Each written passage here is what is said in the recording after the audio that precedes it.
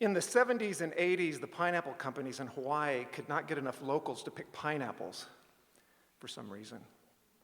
So they decided to hire guys from the mainland.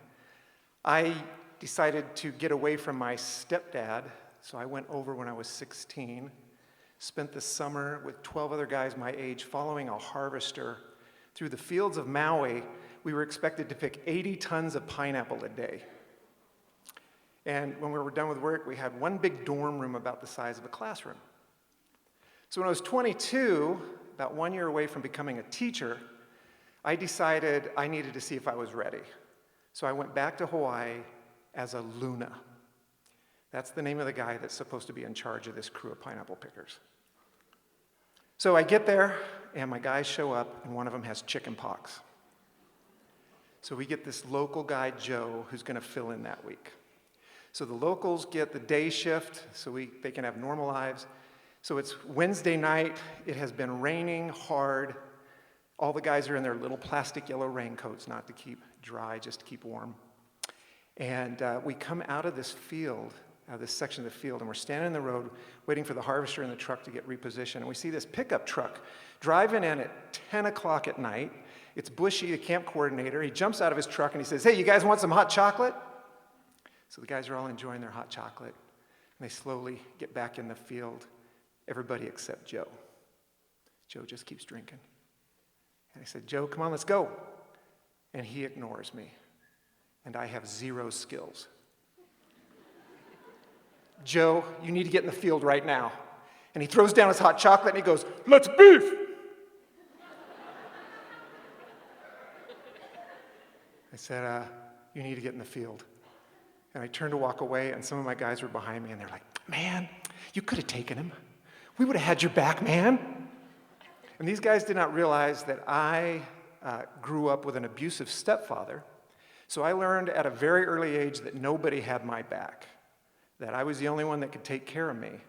You know, I think normal brains have fight or flight. My brain was just flight. So the next night, we're working in this field, and I have to give the truck drivers a field information. So I give this truck driver field information. It's a woman, and she says, "Are you that Luna that got Joe fired yesterday?" I said, "Why?" "He's looking for you. And his brother's in prison for murder." My instinct was to start running as fast as I could, and I realized it doesn't matter. I'm on an island. I'm just going to end up back where I started. I have no place to hide. So we have to go back to turnout to turn in the field report. As we pull in, it's 11 o'clock at night, and there is a van and a truck full of people sitting there in the dark. And in the back of my van, I can tell the guys are like, "Fight, fight, fight." So we start heading home on the desolate back roads of Maui, and that truck and that van are on my bumper. They're like 6 inches away, flashing their lights, honking their horn, yelling at us to pull over. My guys are like, "Come on, McNeil, pull over. We can take them. We can take them." I'm like, "No." We pull into camp, and the truck and the van go on. And the next night, the same thing happens. They're right on my tail again, and the guys are like, "Come on, McNeil, pull over. We can take them." And I said, "Man, I think I can see weapons back there." And as I'm arguing, I hear some voices in the back of the van.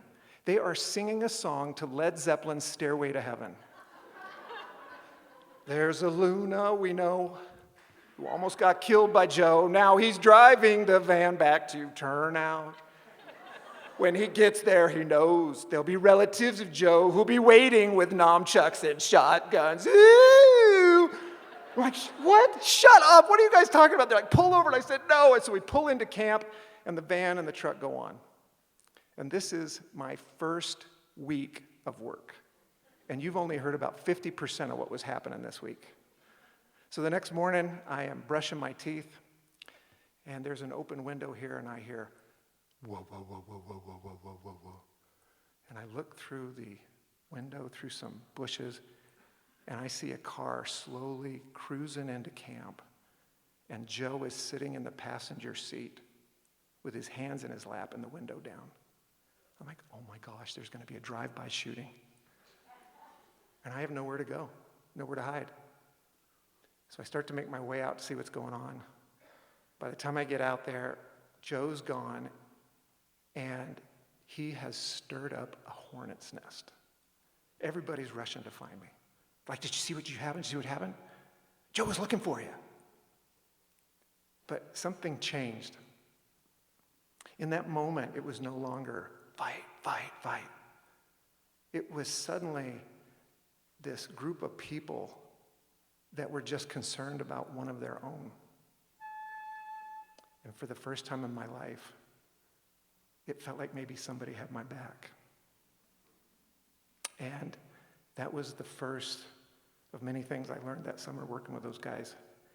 And looking back, that summer was probably the single biggest reason why I am still teaching after 39 years.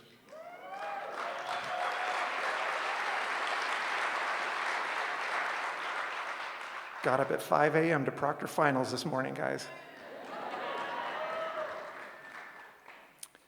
Well, the company got a restraining order against Joe. And I spent the whole summer looking over my shoulder. But from that point on, it didn't matter. Because I knew if Joe found me, he wouldn't find me alone.